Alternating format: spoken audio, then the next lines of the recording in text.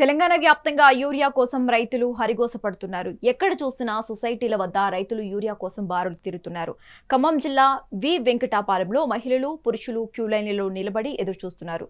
Urea కొరతకు కేంద్ర రాష్ట్ర ప్రభుత్వాల సమన్వయ లోపమే కారణమని కొందరు రైతులు ఆరోపిస్తున్నారు. ఇక ఇదే అంశంపై మరింత సమాచారం మా ఖమ్మం ప్రతినిధి దేవేందర్ అందిస్తారు.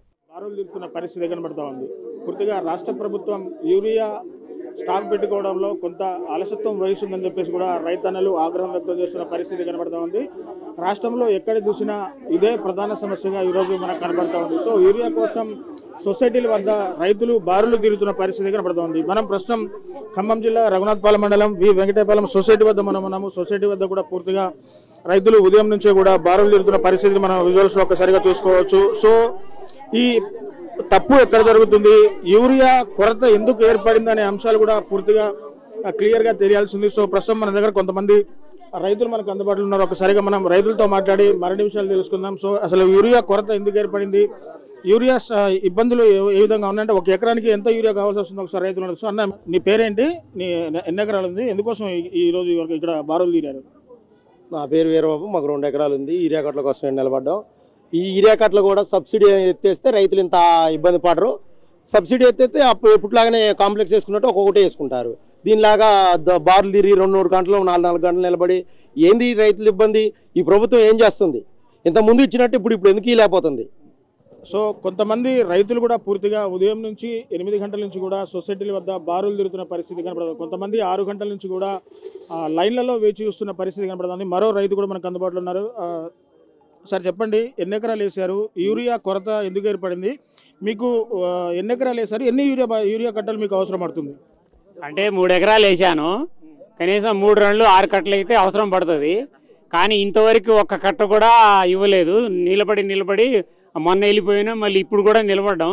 ఈ అందరికి వస్తాయో రావో తెలీదు. ఇక్కడ అయోమయం పరిస్థితిలో ఉన్నాం. ఇంకేదైనా యూరియా కొరత తీర్చాలంటే ఇంకా అన్ని లోడ్లు పంపించి మాకు తలా ఒకటైనా ఇస్తే సరిపోద్ది. ఇప్పుడు ఒక్క కట్ట కోసం పొద్దున 7 కాడ నుంచి నిలబడ్డాం. ఇప్పుడు 6 కాడ నుంచి నిలబడ్డాం. ఇప్పుడు దాదాపు 9 అయింది. ఆ వస్తాయో రాదో తెలియదు. ఇప్పుడు ఒక 100 కట్టలు ఇచ్చారు, వచ్చింది ఒక లోడే. ఆడ మరి ఎంత వస్తాయో ఏంటో తెలియదు. ఆ ఒక్క కట్ట కూడా అందరికి వస్తాయి అనేది గ్యారెంటీ లేదు. అంటే రాష్ట్రంలో యూరియా కొరత ఏర్పడడానికి ప్రధాన కారణం ఏంటని మీరు భావిస్తున్నారు? ప్రధాన కారణం అంటే గవర్నమెంటే ఉంటుంది. మనకేం తెలుస్తుంది అది? మాకు ఇంతకుముందు అయితే ఎప్పుడు జరగలేదు. ఇక్కడ ఈ సొసైటీలో అయితే ఏనాడు నిలబడలేము మేము. ఇప్పుడైతే నిలబడుతున్నాం. కానీ కొరత అయితే వచ్చింది, కనపడుతుంది. జనం అంతా ఉన్నారు.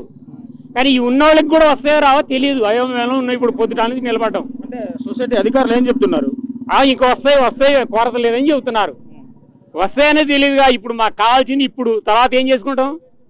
అత్త తెచ్చిన 6 నెలల కోడలు తెస్తే ఏం ఉపయోగపడుతుంది? ఇప్పుడు ఉన్నప్పుడు ఏడవాలి, అందరికి అన్నం పెట్టాలి, అందరికి చేయాలి. లేనప్పుడు చేసేది ఏం లేదు కదా.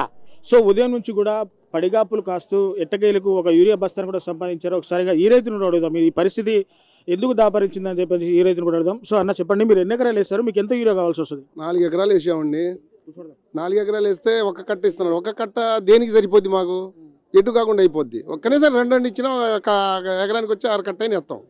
అట్లాంటిది ఎటు కాకుండా ఎత్తండి. 6-6.5 కాడ నిలబడ్డాయి. 7 నిలబడ్డా కూడా సుఖం లేకుండా ఒక్కొక్క కట్ట ఇస్తున్నారు.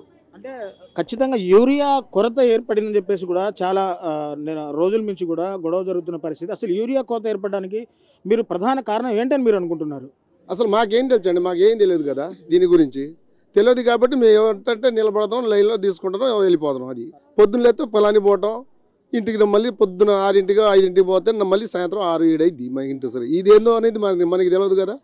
అది వ్యవహారం. మరో రైతు కూడా, అంటే రైతులంతా కూడా ఉదయం నుంచి క్యూ లైన్లో బారులు తీరి ఎట్టకేలకు 1-2 బస్తాలు కూడా సాధించుకొని పోతున్న పరిస్థితి కనపడుతుంది. సో ఈ రైతు కూడా 2 బస్తాలు తీసుకొని పోతున్నారు. అసలు ఈ రైతు ఏ ఊరు, ఇతనికి ఎన్ని ఎకరాల పొలం ఉంది, ఎన్ని యూరియా బస్తాలు ఇతనికి కావాల్సి వస్తాడు? సో అన్న, ఏ ఊరు అన్న మీది, మీకు ఎన్ని ఎకరాల పొలం ఉంది? వెంకటాపాలెం. మా 5 ఎకరాల పొలం ఉంది, పత్తి పొలం.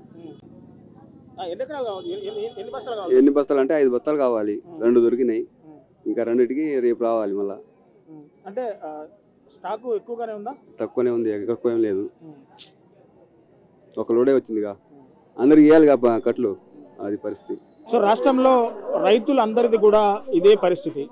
ఎక్కడ చూసినా సొసైటీల ముందు యూరియాల కోసం గంటల తరబడి బారులు తిరుగుతున్న పరిస్థితి. ఇక్కడ పురుషులతో పాటు మహిళా రైతులు కూడా అత్యధిక సంఖ్యలో కూడా ఇక్కడ వెంకటాపాలెం సొసైటీ దగ్గర బారులు తిరుగుతున్న పరిస్థితిని ఒక్కసారిగా మెగానైన్ టీవీ స్క్రీన్ విజువల్స్ మీద చూసుకోవచ్చు. ఎక్కడ చూసినా కానీ రైతులంతా కూడా మహిళలు కావచ్చు, పురుషులు కావచ్చు, అందరూ యూరియాల కోసం కాపులు బారులు తీసి కాపు కాస్తున్న పరిస్థితి కనబడుతూ ఉంది. కొంతమంది ఉదయం నుంచే కూడా 6 గంటల నుంచి కొంతమంది వెయిట్ చేస్తున్నామంటుంటే కొంతమంది 7ంటికి వచ్చామని చెప్పేసి అంటున్నారు. సో ఏది ఏమైనా రాష్ట్రంలో యూరియా కొరత అనేది కూడా పెద్ద సమస్యగా ఉందని చెప్పేసి కూడా రైతులు అభిప్రాయపడుతున్న పరిస్థితి కనబడుతుంది. అసలు యూరియా కొరత గల కారణాలు ఏంటనేది ఒక్కసారిగా మనం విశ్లేషిస్తే, ఇటు RFCL కంపెనీ దాదాపు 1,65,000 మెట్రిక్ టన్నుల యూరియాను ఉత్పత్తి చేయాలి. కానీ గత రెండు అంటే మే, జూన్, జూలై నెలల్లో పూర్తిగా RFCL కంపెనీ యూరియాని ఉత్పత్తి చేయలేదంటూ కూడా రాష్ట్ర వ్యవసాయ శాఖ మంత్రి తుమ్మల నాగేశ్వరరావు రైతులకు బహిరంగంగా లేఖలో పేర్కొన్న పరిస్థితి కనబడతా ఉంది. సో పూర్తిగా ఇది కేంద్ర ప్రభుత్వం వైఫల్యం అని చెప్పేసి కూడా రాష్ట్ర ప్రభుత్వం అంటుంటే, కేంద్ర ప్రభుత్వం మాత్రం ఇటు రాష్ట్ర ప్రభుత్వం వైఫల్యం అని చెప్పేసి అంటుంది. ఈ రెండు పార్టీల రాజకీయ చదరంగంలో రైతన్నలు బలిపశులుగా మారారని చెప్పేసి కూడా క్లియర్గా అర్థమవుతున్న పరిస్థితి కనబడుతుంది. అంటే రాష్ట్ర ప్రభుత్వం కేంద్ర ప్రభుత్వానికి 45% వాటా యూరియా కావాలని చెప్పేసి కూడా కేంద్ర ప్రభుత్వాన్ని అడిగాము. కానీ కేంద్ర ప్రభుత్వం సరైన స్టాక్ ఇవ్వలేని కారణంగా ఇట్లాంటి సమస్యలు ఎదురవుతున్నాయని చెప్పేసి కూడా ఇటు రాష్ట్ర ప్రభుత్వం చెప్పేసి కనబడుతోంది. ఇటు అసెంబ్లీలో కూడా ప్రధానంగా యూరియా కొరత మీదే ఆ చర్చ కొనసాగుతుంది. సో ఏది ఏమైనా రాష్ట్ర ప్రభుత్వం మరింత చొరవ తీసుకొని ఈ యూరియా కొరతను లేకుండా చేయాలని చెప్పేసి కూడా రైతులు అభిప్రాయపడుతుంటే, కొంతమంది రైతులు మాత్రం ఖచ్చితంగా ఇది రాష్ట్ర ప్రభుత్వం తప్పిదం వల్లే జరుగుతుంది, గత ప్రభుత్వంలో మాకు ఇలాంటి సమస్య ఎక్కడ ఎదురుకాలేదని కూడా కొంతమంది రైతులు అభిప్రాయపడుతున్నారు. సో ఏది ఏమైనా ఈ రాజకీయ ఎత్తుగడల్లో అంటే ఇటు రాష్ట్రంలో కాంగ్రెస్ పార్టీ అధికారంలో ఉంది, కేంద్రంలో బీజేపీ పార్టీ అధికారంలో ఉంది. సో ఈ రెండు పార్టీలకి సమన్వయం కుదరకే ఈ యూరియా కొరత ఏర్పడిందని చెప్పేసి కూడా ప్రధానంగా చర్చ జరుగుతున్న పరిస్థితి కనబడుతుంది. సో ఏది ఏమైనా రాష్ట్ర ప్రభుత్వం ఇప్పటికైనా స్పందించి బఫర్ స్టాక్ని కనుక పెట్టుకోగలిగితే ప్రతి రైతుకు కూడా ఉపయోగపడుతుంది, యూరియా అందరికి కూడా కొరత లేకుండా అందుతుందని చెప్పేసి కూడా రైతులు అభిప్రాయపడుతున్న పరిస్థితి కనబడుతుంది. సో ఇది ఇక్కడ నుంచి తాజా పరిస్థితి. కెమెరా పర్సన్ హరిప్రసాద్తో reporter Devender, Mega Nine TV, Khammam నుంచి.